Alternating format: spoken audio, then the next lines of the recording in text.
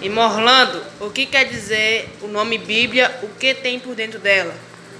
Olha, o nome Bíblia significa biblioteca, que é um conjunto de livros que contém 3.566.483 letras, 1.189 capítulos e 31.773 versículos.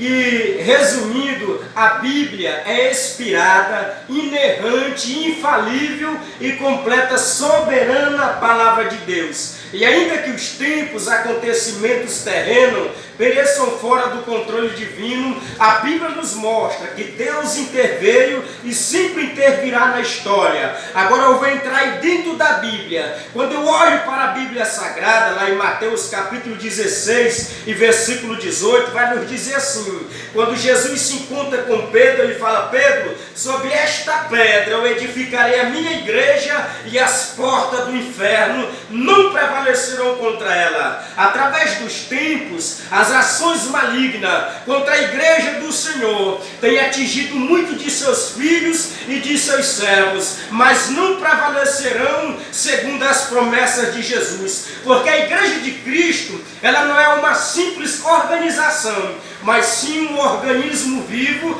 que no poder do Espírito Santo manifesta o reino de Deus ao mundo que jaz no maligno. A igreja, ela existe para adorar a Deus e levar o seu maravilhoso conhecimento às nações. Obra-prima de Deus, tem um homem como deve glorificar o nome e voluntariamente honrá-lo em todas as suas atividades. Quando eu olho para a Bíblia Sagrada, Maels, lá em Mateus, capítulo 28, versículo 16, seguiram os 11 discípulos para a Galileia, para o monte que Jesus tinha designado, e quando ouviram, adoraram, mas alguns duvidaram. Jesus chegando e aproximando-se, falou-lhe dizendo: olha, é-me dado todo o poder no céu e na terra, e de portanto fazer discípulos de todas as nações, batizando-os em nome do Pai, do Filho e do Espírito Santo, ensinando-vos a guardar todas as coisas que eu vos tenho mandado, e eis que eu estarei convosco todos os dias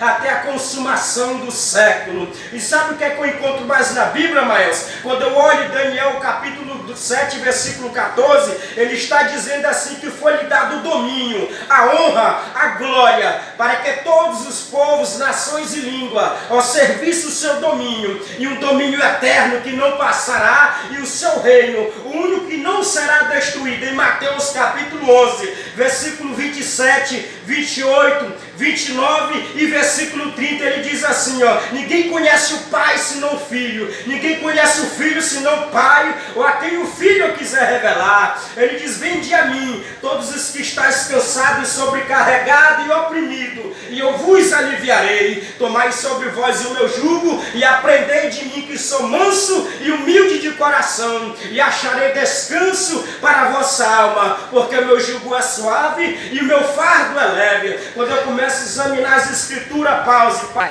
Então no pause quer dizer assim que sempre tem um pause na nossa vida, que é uma reflexão, é um pensamento, é um raciocínio. Ou seja, o que tu quer dizer com isso? Quando eu se encontro na Bíblia Sagrada, em Marcos capítulo 1, e no versículo 2 diz que apareceu João Batista no deserto, pregando o batismo de arrependimento para a remissão de pecados, e saiu a percorrer toda a província da Judéia e todos os habitantes de Jerusalém confessando os seus pecados. E eram batizados por ele no Rio Jordão. As vestes de João eram feitas de pelos de camelo, e ele trazia um cinto de couro e se alimentava de gafanhotos e mel silvestres, e pregava dizendo: após mim vem aquele que é mais poderoso, eu eduquei, do qual não sou digno de, curvando-me, desatares as correias das sandálias. Depois de Jesus ter sido batizado no Rio Jordão, logo ao que saiu das águas, viu os céus abertos e o Espírito de Deus descendo como pomba sobre ele. Então foi ouvida uma voz do céu que dizia: este é o meu filho amado,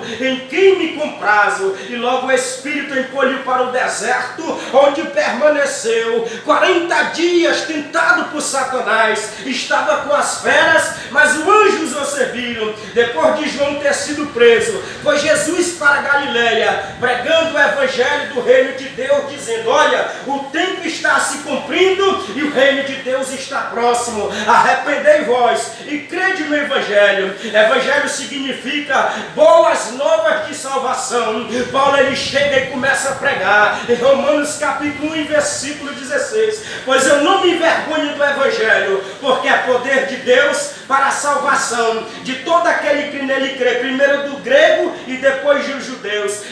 E quando eu olho o reino de Deus, significa Deus intervindo para buscar o seu povo, para buscar a sua igreja. Mateus capítulo 3, ele diz: naqueles dias apareceu João pregando no deserto, dizendo: arrependei-vos e crede no evangelho. Amém, meu irmão? Arrependimento significa voltar ao contrário. Arrependimento é uma reflexão. Eita, é um pause que você chega e olha assim, ó, reflete: oh meu Deus, eu pequei, eu errei, eu falei, o tanto que o Senhor é bom, morreu por mim na cruz do Calvário, derramou a última gota do sangue lá no Gólgota. Eita, altar significa o lugar onde Cristo foi crucificado. Altar na nossa vida hoje significa a nossa vida. Como é que está o nosso altar na presença de Deus? Como é que está o nosso altar na casa de Deus? Meu irmão, entenda uma coisa: o altar de Deus, ele tem que estar vivo, ele tem que estar ressuscitado, ele tem que ter esperança, tem que ter vida.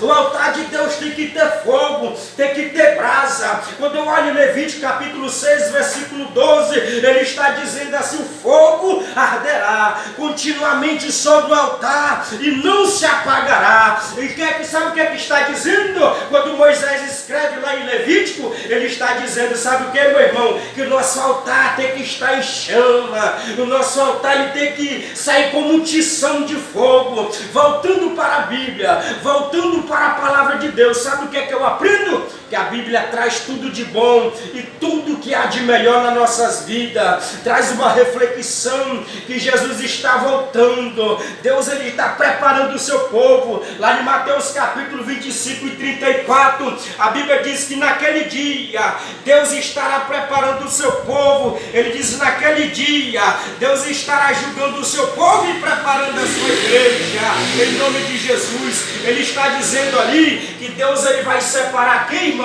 O lobo das ovelhas. Ele diz: naqueles grandes dias se levantará uma multidão de anjos e ele vai julgar.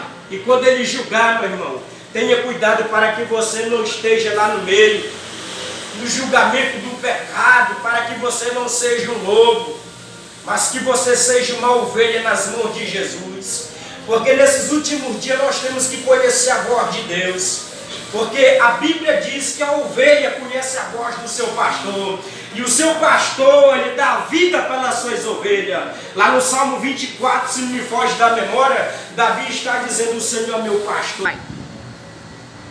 A ovelha conhece a voz do seu pastor. Quando Davi, voltando, ele escreve: o Senhor é meu pastor e nada me faltará.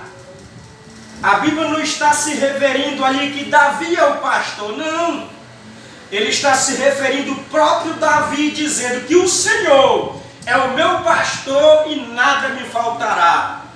Ou seja, que ele servindo a Deus não iria faltar nada. O prazer de Davi era todas as madrugadas, continuamente, buscando a presença de Deus.